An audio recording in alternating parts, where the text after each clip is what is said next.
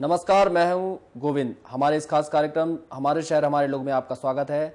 हमारे साथ आज हमारे मेहमान हैं एडवोकेट मुकेश शुक्ला जी। तो मुकेश शुक्ला जी, आपका बहुत बहुत स्वागत है हमारे इस खास कार्यक्रम में। SMBC के सभी दर्शकों का मेरी तरफ से भी स्वागत है। मुकेश जी, ये बताएं कि आप इस लाइन में कैसे आए? जब मैंने अपनी पढ़ाई कंप्लीट करी और सन 1999 में पहले मैंने B.Ed की डिग्री की, उसके बाद मैंने लॉ किया। तो मुझे लॉ बहुत इंटरेस्टिंग सब्जेक्ट लगा, तो मैं 1999 से इस फील्ड में आ गया हूँ और मैंने हाई कोर्ट से प्रैक्टिस शुरुआत करी। जी, तो आपका इसमें सबसे फेवरेट सब्जेक्ट क्या रहा जब आपने शुरुआत की इसमें? जब मैंने लॉ को पढ़ा तो इसमें मुझे सबसे ज़्यादा क्रिमिनल लॉ ने अट्रैक्ट किया और मुझे क्रिमिनल लॉ थोड़ा सा ज़्यादा इंटरेस्टेड लगा, तो मेरा पूरा ध्यान क्रिमिनल लॉ की ओर चला गया। जी, मुकेश जी, हमें ये बताएं कि ये क्रिमिनल लॉ क्या होता है? देखिए, क्या है कि अपने समाज में अपराधों का दमन करने के लिए जिस विधि या संहिता का निर्माण हुआ है, वो वास्तव में आपराधिक मतलब चीज़ों का दमन करने के लिए जो लॉ है वो है क्रिमिनल लॉ। और क्रिमिनल लॉ बेसिकली वो तीन चीज़ों से मिल करके मतलब अपने संविधान में बनाया गया है। जी, तो समाज में विकास में विधि का क्या महत्व है? देखिए, क्या समाज में विधि का बहुत ही बड़ा योगदान है, क्योंकि समाज में यदि व्यक्तियों को कानून का ज्ञान नहीं होगा तो समाज की जो बेसिक संरचना है कि एक जो सभ्य समाज का निर्माण होना चाहिए, शांतिपूर्ण समाज का निर्माण होना चाहिए, वो क्या विधि के ज्ञान के द्वारा ही संभव है। जी, तो न्यायालय में प्रकरण अधिक समय तक लंबित रहे आते हैं, बहुत दिनों तक केस चलते रहते हैं और वो बहुत ज़्यादा समय लग जाता है, इसका क्या कारण है? देखिए, क्या होता है, न्यायालय में यदि आपके बजाय केसेस यदि बहुत समय तक लंबित हैं तो उसकी सबसे ज़्यादा मुख्य वजह ये होता है कि जो उसके पक्षकार होते हैं उनका खुद के प्रति जागरूक न होना और अपने अधिकारों का उन्हें जो ज्ञान नहीं होता है, इस वजह से वो खुद स्वयं समय पर अपने मुकदमे पर में बता रहे नहीं पहुँच पाते हैं। इसकी वजह से अक्सर उसमें विलम्ब होता है। जी, तो हम आपसे पूछना चाहेंगे कि आजकल जैसे महिलाओं पर अत्याचार हो रहे हैं, उन्हें ससुराल में दहेज को लेकर प्रताड़ित किया जा रहा है, तो इसको लेकर कानून में क्या इसकी क्या व्यवस्था है, क्या कानून बनाया गया है? देखिए, क्या है कि हमारे संविधान में वैसे तो सभी नागरिकों को स्टार्टिंग से एक समान माना गया है। महिला और पुरुष ऐसा उसमें कोई पहले भेद नहीं किया गया था।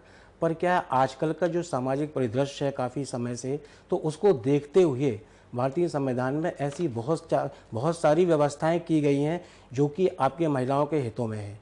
सबसे पहले इसमें बना हुआ है ये डाउरी प्रोविज़न एक्ट 1961 में बना हुआ था। यदि कि कोई भी महिला है, उसको ससुराल में यदि दहेज मांगा जाता है, यदि उसको दहेज को लेकर के यदि कुछ भी उसको परेशान किया जाता है, तो वो क्या पुलिस थाने में रिपोर्ट कर सकती है और यह एक ही गंभीर अपराध की श्रेणी में आता है।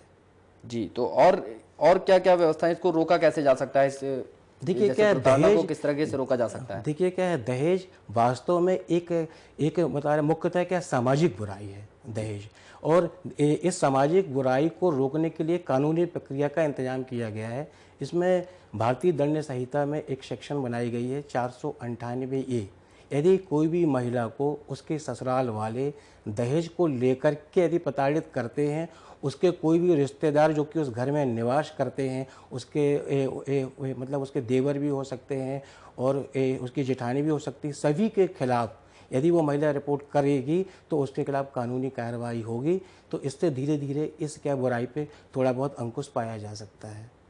जी, तो जिस प्रकार से आज के युवाओं में भी क्राइम को लेकर बहुत आगे निकल गए हैं, युवाओं में बहुत ज़्यादा नशीले पदार्थों का उपयोग किया जाता है, तो इसके लिए कानून में क्या व्यवस्था है? देखिए, क्या होता है कि जो कानूनी क्राइम उपचार है, तो कानून का सबसे प्रमुख उद्देश्य है स्वस्थ समाज का निर्माण करना। तो यदि हम कानूनी में हर चीज़ का सख्ती से पालन करेंगे, यदि हम हर नियमों का पालन करेंगे, तभी ही स्वस्थ समाज का निर्माण हो सकता है। ये जो ड्रग्स वगैरह जो क्या नाम है बच्चे लेते हैं, इसके लिए तो पहले से NDPS एक्ट बना हुआ है। गांजे के लिए गांजा पहले हमारे यहाँ बहुत बड़ी बुराई के रूप में माना जाता था। उसके लिए NDPS एक्ट बनाया गया है और इसमें बहुत ही बड़ी सज़ा का प्रावधान होता है। तो NDPS एक्ट जैसे काफ़ी एक्ट आ गए हैं जो कि नशीली चीज़ों के व्यापार में काफ़ी रोक लगा रहे हैं और उसका बहुत ही अच्छे ढंग से प्रयोग कर रही है पुलिस। जी, तो हम आपसे ये भी पूछना चाहेंगे कि जिस तरीके से आजकल कानून के लोग ही कानून को तोड़ते हैं, पुलिस वाले ही कानून को तोड़ते हैं, तो उनको रोकने के लिए कानून में क्या क्या चीज़ें हैं? देखिए क्या है, पुलिस वाले कानून को तो खैर रोकते हैं, तोड़ते हैं पुलिस वाले, क्यों? क्योंकि वास्तव में उन्हें कानून का ज्ञान होता है और वो अपने ज्ञान का सही प्रयोग ना करके उसका उसका प्रयोग दूसरी दिशा में करते हैं। इसीलिए मेरा यह कहना है कि हर व्यक्ति को अपने क्या ना अधिकारों के प्रति सजग होना चाहिए। उसको कानूनी क्या उपचार उपलब्ध हैं उसके बारे में यदि यदि उसको जानकारी होगी तो उसके साथ ऐसी मतलब स्थिति बहुत ही कम निर्मित होगी। तो आजकल कानूनी प्रक्रिया इतनी लंबी हो गई है, जटिल हो गई है, तो इसके पीछे क्या वजह है?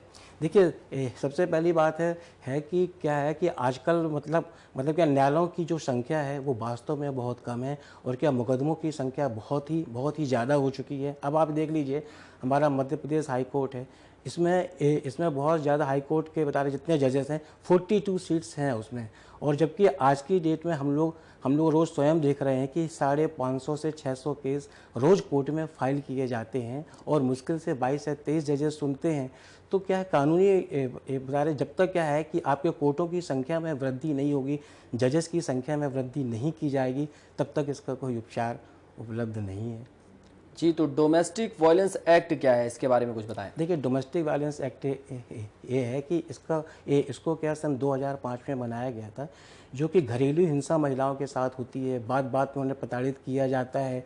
तो इसके लिए मतलब क्या नाम, इस एक्ट को बनाया गया था 2005। और माने इसमें जैसे आपका बेटा है वो भी यदि किसी को परेशान कर रहा है, घर में किसी भी मेंबर को, यदि जो लोग घर में एक साथ रह रहे हैं और किसी के साथ भी यदि अत्याचार किया जाता है तो वो डोमेस्टिक वायलेंस एक्ट की श्रेणी में आता है।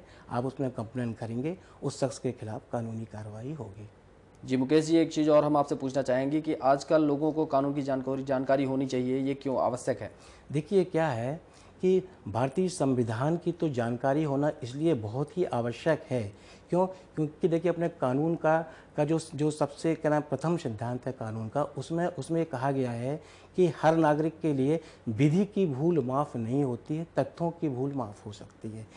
यदि आपको विधि का ज्ञान नहीं होगा तो फिर आप उसका पालन कैसे करेंगे, और यदि आप उसका पालन नहीं करेंगे तो निश्चित तौर पर आपको सज़ा होगी। कोई व्यक्ति इस बात को नहीं कह सकता है कि मैंने लाल बत्ती के चूँकि बारे में मुझे नियम नहीं पता है और उसके बाद मैंने सिग्नल तोड़ दिया है तो मेरे ऊपर कोई प्रकार की कार्रवाई नहीं होना चाहिए। क्यों? यदि रेड सिग्नल्स हैं तो आपको उसका नॉलेज होना चाहिए कि हमें इसका कैसा पालन करना है, तभी एक समाज का निर्माण हो सकता है। जी, और आज के युवाओं में जैसे लॉ को लेकर लोग लॉ करना चाहते हैं, तो उनके लिए क्या प्रिपरेशन करना चाहिए, उनको क्या करना चाहिए? हाँ देखिए आज की डेट में क्या है, लॉ में बहुत ही ज़्यादा स्कोप है और मतलब जैसे आपकी मल्टीनेशनल कंपनीज आ चुकी हैं, तो क्या लॉ का क्षेत्र बहुत ही व्यापक है। लॉ के लिए सबसे पहली चीज़ ये है कि आपको पढ़ने की हैबिट को मतलब डालना है और उसको आपको क्या ना अपने दिमाग में रखना है। एक से एक जो अच्छी किताबें आई हैं आप उनका अध्ययन करें, और क्या अध्ययन करने के बाद उसको आप स्मरण करने की अपनी शक्ति को विकसित करें। लॉ में प्रेजेंटेशन का बहुत ज़्यादा महत्व होता है। यदि आपको लॉ मालूम भी है पर क्या अपने केस को आपको कैसे तैयार करना है, कैसे प्रेजेंट करना है, और उसकी जितनी भी बारीकियाँ हैं इसको सबसे पहले आपको सीखना होगा। क्योंकि लॉ में जब आप किसी व्यक्ति के लिए खड़े होते हो, उस व्यक्ति का विश्वास आपके ऊपर होता है, तो उसको जितने भी कानूनी उपचार उपलब्ध हो सकते हैं ये आपका दायित्व है कि आप मतलब उसके लिए बेहतर से बेहतर प्रयास करें। और उसमें सबसे जो माने प्रथम चीज़ है वो आपका ज्ञान ही है। आपको जितना ज्ञान होगा तभी आपकी बाकी चीज़ें अच्छी होगी। जी, तो आप अपनी कुछ अचीवमेंट्स बताएं हमको, आपने अभी तक क्या क्या उपलब्धताएं ली हैं अभी तक? देखिए क्या है कि एक बता रहे जो भी क्रिमिनल लॉयर होता है तो क्या होता है उसका जो अचीवमेंट है वो माने बताना थोड़ा सा कठिन कार्य होता है। क्योंकि हमने मतलब जिनको भी छुड़वाया वो मुलजिम माने गए थे। तो क्या सामाजिक दृष्टि से तो मैं इस बात को नहीं कह सकता हूँ कि मैंने बहुत सारे मुलजिमों को छुड़वाया, पर ये है कि मेरे पास मतलब जितने भी केसेस आए, मुझे जब ऐसा आभास हुआ उन केसेस में कि इसके खिलाफ लोग बाग झूठ बोल रहे हैं, तो उस केस को मैंने बहुत ही अच्छे तरीके से कोर्ट में प्रेजेंट किया और मतलब उसमें काफ़ी सफलताएं मेरे को मिली है। काफ़ी लोगों को मैंने जिन्हें निर्दोष फंसाया गया था उन्हें बचाया हूँ इस फील्ड में आकर के। तो इससे थोड़ा सा संतुष्टि होती है कि मतलब आपने समाज के लिए कुछ किया है। जी, तो लोगों को समाज को कानून को समझना चाहिए और उसे हर तरीके से कानून का पालन करना चाहिए। इस पर आप क्या कहेंगे? देखिए क्या है, कानून का पालन तो हर व्यक्ति को करना ही चाहिए और उसको करना ही पड़ेगा। ये यदि वो कानून का पालन नहीं करेगा तो कानून उसके साथ सख्ती ही बरतेगा, कानून उसे नहीं छोड़ेगा। इसलिए मैं प्रारंभ से कह रहा हूँ कि हर व्यक्ति को, हर भारतीय नागरिक को कानून का ज्ञान होना परम आवश्यक है। जब उसको कानून का ज्ञान होगा तभी उसके बाद ही वो अपने अधिकारों के लिए सजग होगा। इसलिए कानून का ज्ञान होना तो सबको परम आवश्यक है। जी, यदि कानून का ज्ञान नहीं होगा तो समाज का विकास संभव ही नहीं है। तो यहाँ वक्त हो चला है एक छोटे से ब्रेक का।